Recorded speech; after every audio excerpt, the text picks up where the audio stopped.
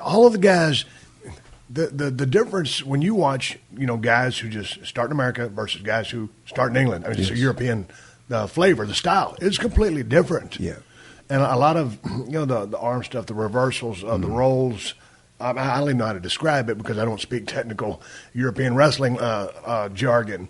But it's always interesting to see, and you can see a lot of your influence, or at least some European influence in Daniel Bryan, who can do a lot of that stuff. Yeah. And obviously he's having a great run right now, and I know you guys are really good friends.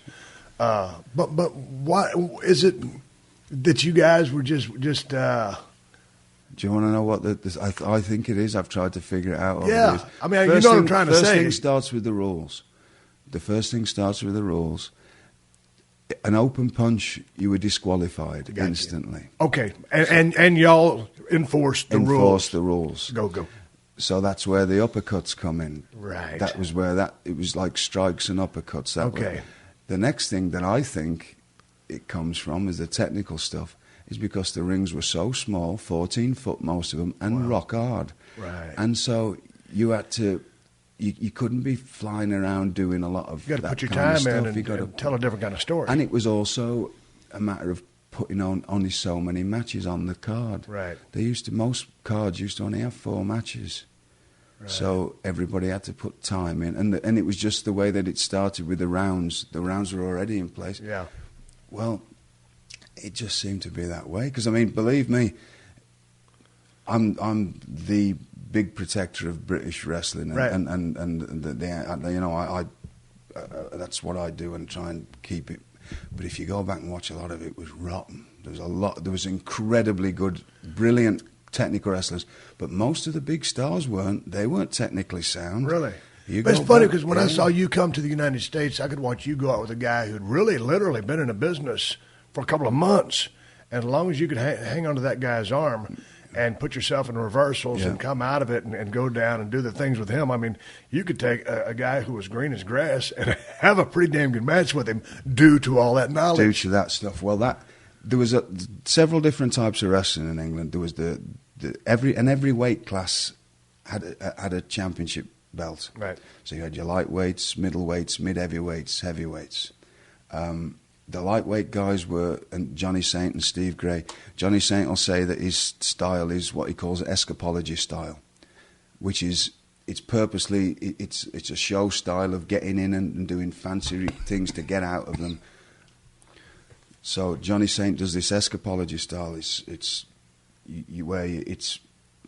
really technically getting in and out of holds, but there's not a lot of aggression going on. It's very fancy looking wrestling. Tit for tat almost. Yes, but that's the style of it. Right, that's I get it. I like watching his work. Yeah, it's fantastic stuff, and he does it incredibly well. It's bad when people try to copy his stuff because it just never looks right. There's certain ways you have to be taught this, and then the heavy middleweights especially. That was the Mark Rocco and Marty Jones that popularised that style.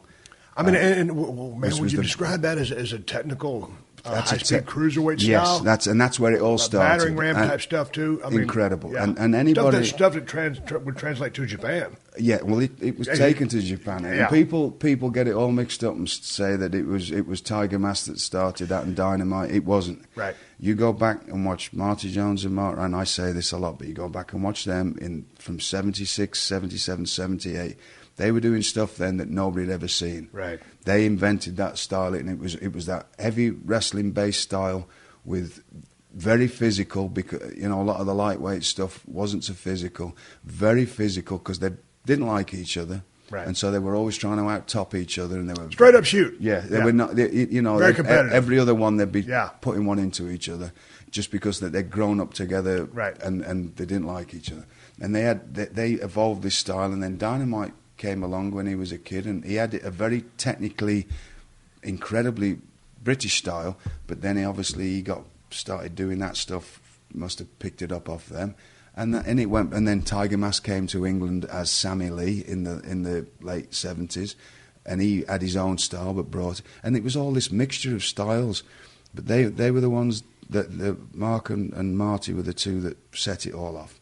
And then Tiger Mask, like Sammy Lee, went back to Japan, became Tiger Mask.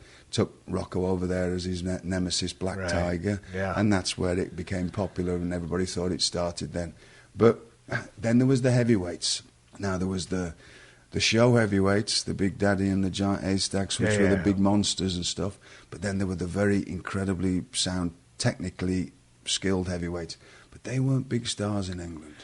That was They were the funny. ones that went overseas because they were in demand in Germany and Africa and India, and that they were. And the they ones. wanted to see the more work aspect, Yes, rather and than the attraction guys yes. like Haystacks Yes. and Big Daddy. Yeah, and so you wouldn't these heavyweight guys that I became a part of, they were basically trunks and boots guys with Premier short technicians.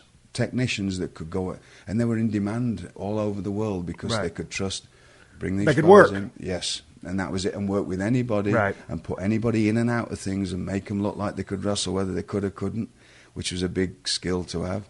And they were always in demand, and they always had a lot of work, because the thing was, what you wanted to be if you were in England, if you were heavyweight, you wanted to go to Germany.